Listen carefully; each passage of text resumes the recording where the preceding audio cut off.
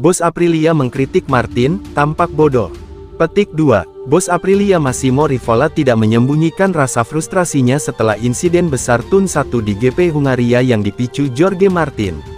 Kecelakaan itu tidak hanya mengakhiri balapan Martin, tetapi juga mengalahkan Marco Bezzecchi, Raul Fernandez, Fermin Aliguer, dan Fabio Di Giannantonio dalam kekacauan lap pertama.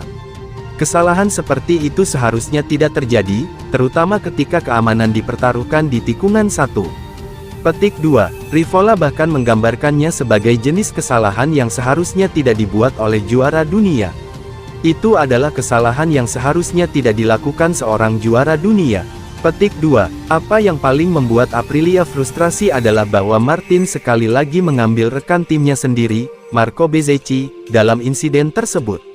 Setiap kali kita mengalami kecelakaan, selalu ada satu atau bahkan dua Aprilias yang terlibat. Itu tampak bodoh. Petik 2. Yah, apa yang Martin lakukan adalah kesalahan pemudik.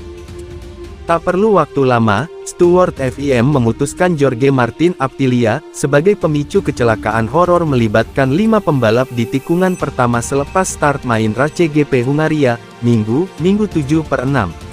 Saat itu Martin berusaha menyodok rekan setimnya di Aprilia yang juga rival utama dalam perburuan gelar tahun ini, Marco Bezzecchi, memasuki mulut tikungan pertama dengan agresif. Motor Bezzecchi diseruduk dan kemudian berdampak pada Raul Fernandez Trackhouse Aprilia, Fermin Aldeguer Gresini Ducati, dan Fabio Di Giannantonio VR46 Ducati. Semuanya bergelimpangan. Hanya Giannantonio yang bisa bangkit meneruskan balapan dan finish P12 dengan ganjaran 4 poin. 4 pembalap lainnya DNF. Martin dibawa ke klinik sirkuit dan belakangan Bezzecchi juga dibawa timnya ke sana.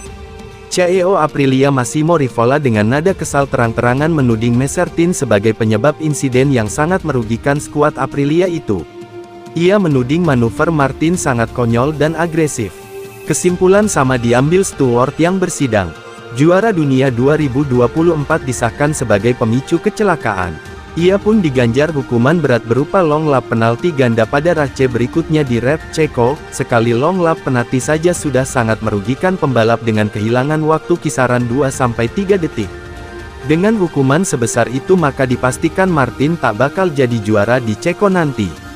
Start dari P8 sesungguhnya taktik yang dilakukan Martin wajar saja, dengan harapan memperbaiki posisi selepas tikungan pertama. Sasaran utamanya adalah berada di depan Bezzecchi yang rekan setim dan saingan dalam perburuan gelar. Terlebih lagi Martin sudah kalah 20 poin. Hal itu sukses ia lakukan di sesi sprint race dengan hasil P3 selepas tikungan pertama dan finish di baris akhir dengan posisi kelima. Sementara Bezzecchi finish podium ketiga. Sialnya, taktik sama tak berhasil di main race.